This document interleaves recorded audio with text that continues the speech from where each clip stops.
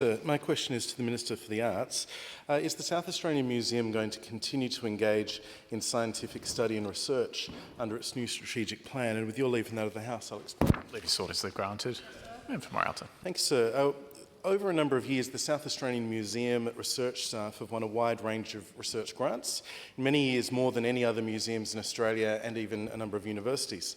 The opposition has been advised, however, that research staff have been directed not to apply for any grants through the University of Adelaide to the ARC or to the Australian Biological Resources Study grants, and therefore that is an undermining of the museum's scientific research functions as outlined in the Act.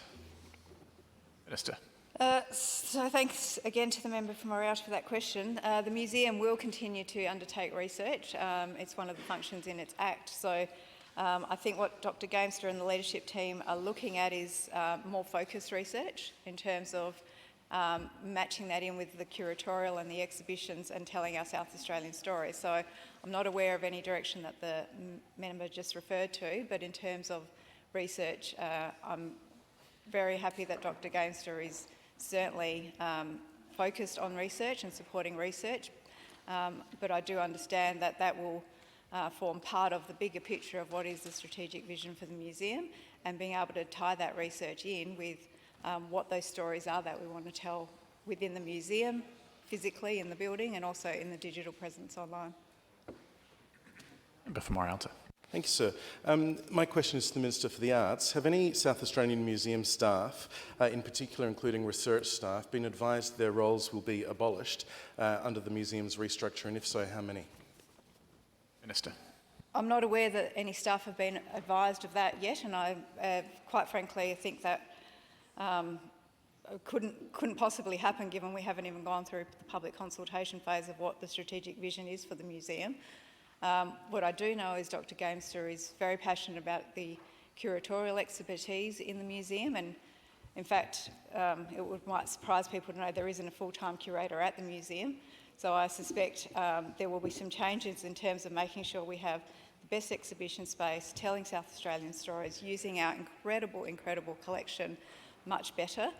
Obviously, once that consultation phase is completed as to what the museum ought to look like in the future, there may be a strategic a reorganisation of the museum, but it's, as far as I'm aware, way too early for that. Any conclusions to be reached on that?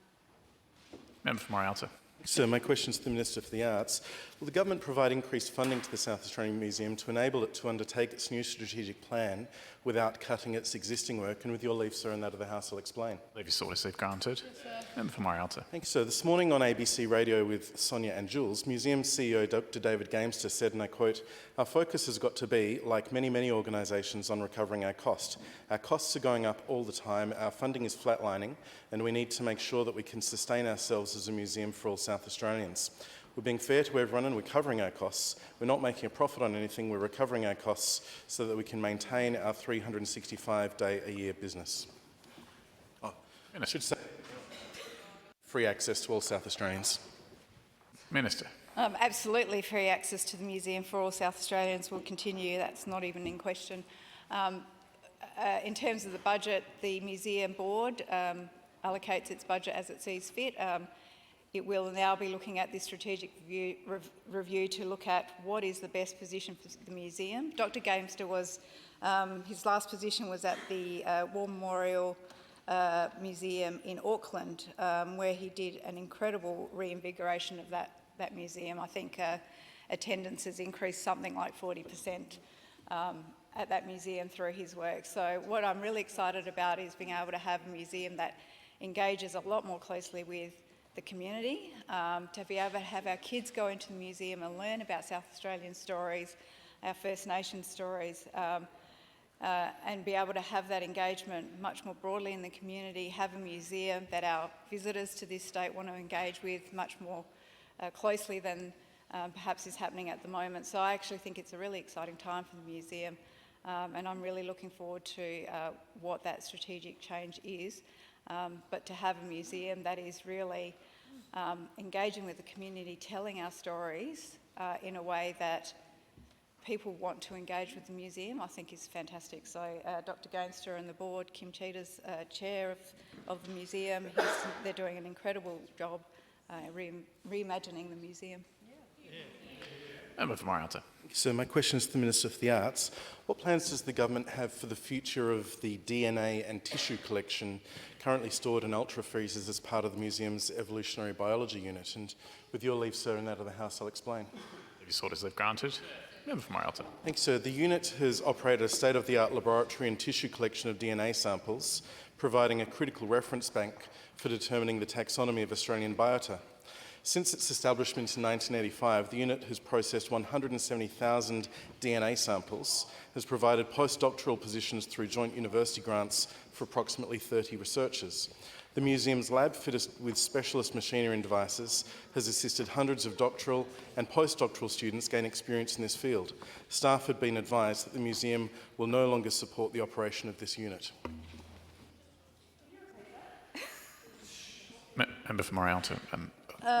Minister, pardon me. If we're on the same track, I think the member for Morialta is referring to the tissue samples that are in, I think, some fairly large industrial-sized freezers. A lot of those samples are being used by researchers that aren't part of the museum, usually, predominantly university researchers. So in terms of making that available to university researchers and others outside of the museum, I think there's conversations happening as to how best to do that. The museum needs to focus on its core functions. It is doing that.